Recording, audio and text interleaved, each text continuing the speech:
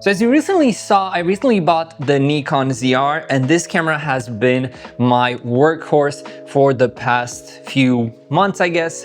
I keep saying weeks, but time flies super fast, so it's been roughly 1.5 months since I got this camera. And I have been using it for all of my reels, all of my client work and everything, and I think it is a kick-ass camera. Right now I'm recording on the FX3. I'm gonna switch to the Nikon ZR in a little bit, but I wanna show you something really cool. So this camera has a Z mount, and most of my lenses were E mount or PL, and I recently got a PL adapter, which is great. I can use all of my PL lenses with it, but I was really curious to see how this camera performs with one of my favorite lenses. And I'm talking about these, the Thypoc Simera C lenses. These lenses have been one of my favorite recently because they have this vintage character, yet they are very sharp, but overall their image quality and their characteristics are very different from all of my lenses that I have. That's why I was really curious to test them out on the Nikon ZR. Only problem is, I have these lenses on M mount, so I couldn't use them on my Nikon ZR because I didn't have an adapter. And so I reached out to Thypoc and I ordered a Z mount adapter for these lenses. And in this video, I'm gonna do like a quick little quality test to show you guys how these lenses look with the Nikon ZR, and then I'm gonna talk a little bit about how I color grade the Nikon ZR footage because this was very requested. Right, so you're looking right now at Nikon ZR plus Simera C 28mm t1.5 at t1.5 right now, and I'm using a LiDAR system for autofocusing. So if it's not fully in focus, I'm sorry, I calibrated this super quick for this review. But as you can see, the lenses are very smooth. Even the LiDAR system is very smooth. It's like you don't need autofocusing any longer with this LiDAR systems. Nowadays they are super fast. This is the brand new LiDAR system from PD Movie, the Live Air 4, and as you can see, it's crazy. So I'm going back more just a little bit to like kind of make a comparison. Right before I switched to this setup, I was using the FX3 with the 35mm f1.4. So it's kind of like a side-by-side comparison between a super sharp, like a normal photography lens versus a cinema lens.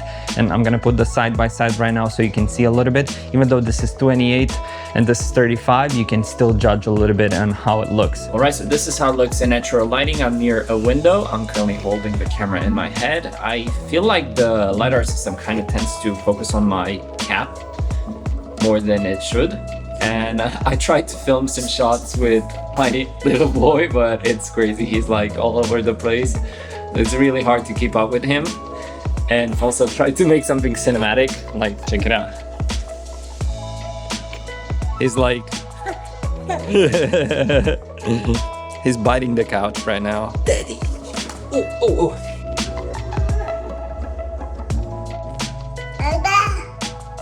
Alright, so this is how the 35 t1.5 looks on the Simera C. And as you can see, this one looks even crazier. The 28 looked nice, but I think this one is really nice. Even at the distance from the camera, you still have enough separation. Even if I go a little bit in the back, still a lot of separation. But when you're up close for portraits, just look how good it looks. I keep on looking at the screen so I make sure I'm in focus because it's my first time using this brand new LiDAR system. So I'm not sure if I set it up correctly or not because it's a little bit different than the DJI LiDAR systems that I've tested. Even though it's easier because you don't have to do all of these sorts of things in order to make the LiDAR work, but I'm still new with it. So yeah, this is how the 35 looks as well. I'm gonna try to make more shots with my kid. Hopefully I can, even though the lighting is horrible. Outside it's hazy, and indoors the lighting is not great, but we do have RAW on the Nikon ZR, so I hope it looks quite decent. So let's go.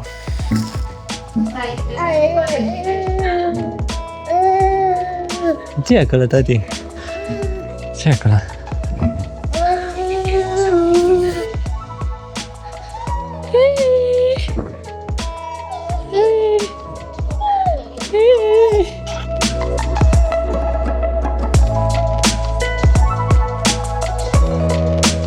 So now now I switched to the 50mm, and as you can see, this looks absolutely unreal. It looks super cinematic. The amount of separation I have in the back is it's mind-blowing. And even if I go, like now I'm like 2 meters away from the camera, and as you can see, still a good amount of separation, and everything looks super cinematic. I really love how it looks. It is crazy. It is crazy. And for the previous test that I've done with the LiDAR system, I think I had it on the wrong settings, because you can see it kind of loses focus at some point. And now I think I figured it out. Maybe yes, maybe not, but I'm still experimenting with this LiDAR system. It keeps on focusing on my head because it doesn't have eye tracking like the camera has, because I don't know why, but maybe technology is gonna get even better with LiDAR systems over the years. So yeah.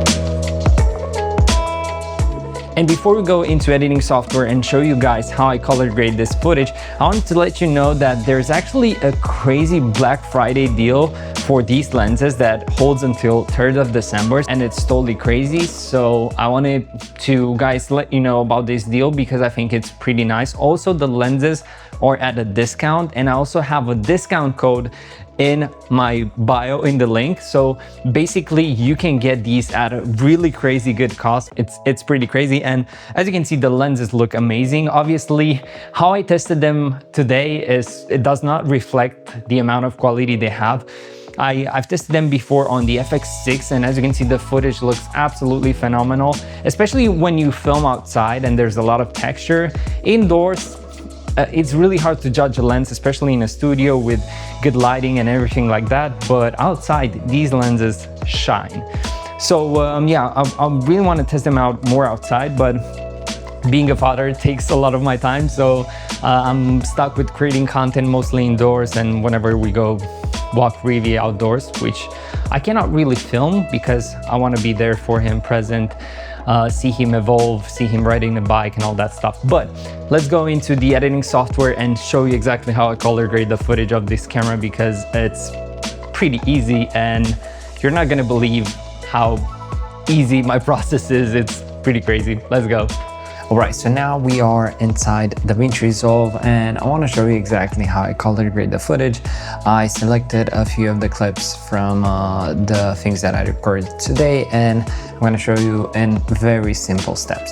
So number one thing that I do is I do a color space transform, which is something I was not doing before having the red camera, simply because I had my own Sony LUTs. I was just applying my Sony LUTs over the footage, but because I was not converting it to Rec 709, I was losing a lot of the details in the shadows and highlights that I needed. And let me tell you how I do it right now. So I simply go and choose red wide gamut and red log 3G10. And if you look at the footage, you're gonna see that is pretty much blown out. So the highlights are off, the shadows are way too high, and everything is not right. And that is because I usually record a little bit overexposed whenever I shoot with any camera that has log. That is because you get cleaner results whenever you do this. So in order to correct this image, I'm not going to do anything to this node. I'm going to create a serial node, but before. So because I'm doing this before my color space transform, this means I can affect the raw file of the footage. Everything that is over this side, it's basically you're correcting the Rec 709, which doesn't have that much information.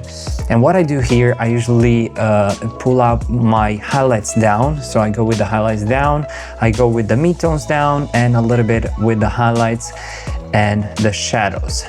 And I just play a little bit with the mid-tones and everything in order to have an image that I really like. And as you can see, right now looks pretty good. Still a little bit hot on the highlights part, so I'm gonna go even more with the highlights slider.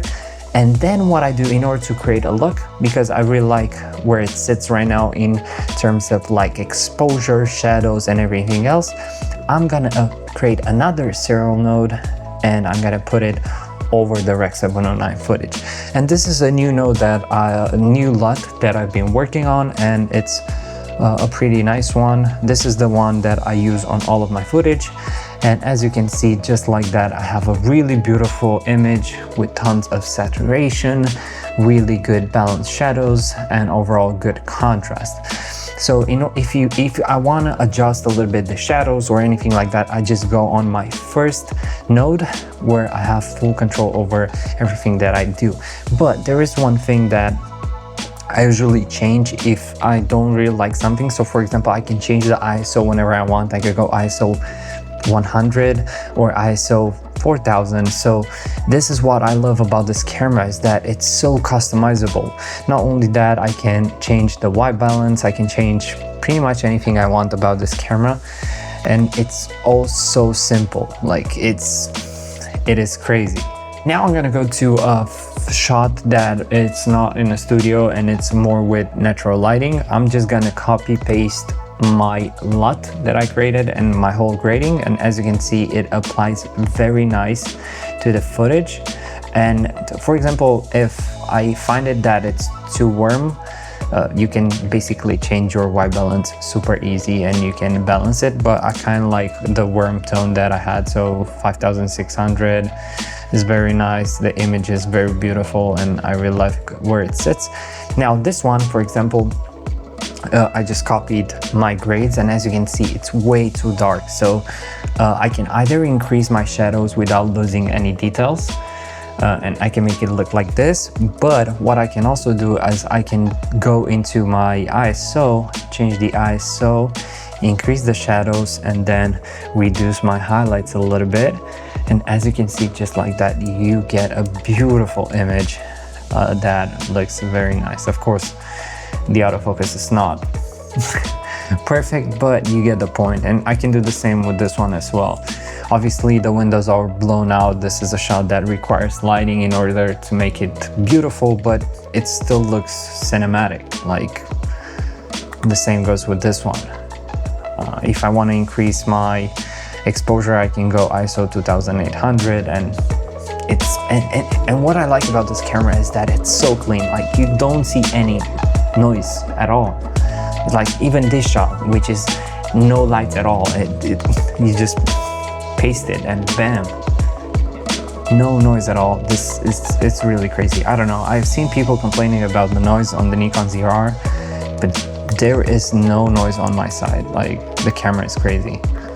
And if you expose a little bit to the right, you're getting the golden ticket for creating beautiful images. Now, hopefully you enjoyed this video, guys. I keep on doing these raw videos because I am so bad at managing my work, so bad at managing my timelines and everything. It is crazy. I don't know what to do. I feel a little bit overwhelmed because I took too many projects. I'm trying to do a little bit of professional work, a little bit of Instagram, a little bit of everything, and it is a little bit of struggle to balance and manage everything. And if there is one source of an advice that I can give to somebody that just starts getting more and more tractions and more projects, and they feel that they are going better and better in terms of their business, is to stay really well organized. If you lose your organization level and if you lose your management part, you're gonna be in a hole that it's very hard to dig yourself out of there. So this is one thing that I think I got it wrong when it comes to the business side of filmmaking. I was always relying on the, let's say, creative part, the fun part, the editing part and everything, and I was like neglecting the being organized part, which I kind of lack right now, and it is something that I really struggle with. And if there's one key key point of advice is like to stay organized. And if you're organized and if you create a lot of the systems around your work, then you're gonna be helping yourself in 5 years or 3 years from now on, because you're gonna create a habit that is gonna be embedded in your workflow. So that's something I don't have and I struggle a lot with. So yeah, hopefully you enjoyed this video, guys. Now I have to go back to taking care of the baby, and hopefully you enjoyed this video. Let me know in the comments what else you want to see with the Nikon ZR. I promise I'm gonna try to make it done. Obviously I want to see some anamorphic. I think it's gonna look nice. So yeah, until next time, make sure to hit that subscribe button because it helps me a lot. And until next time, thanks a lot for watching. Peace.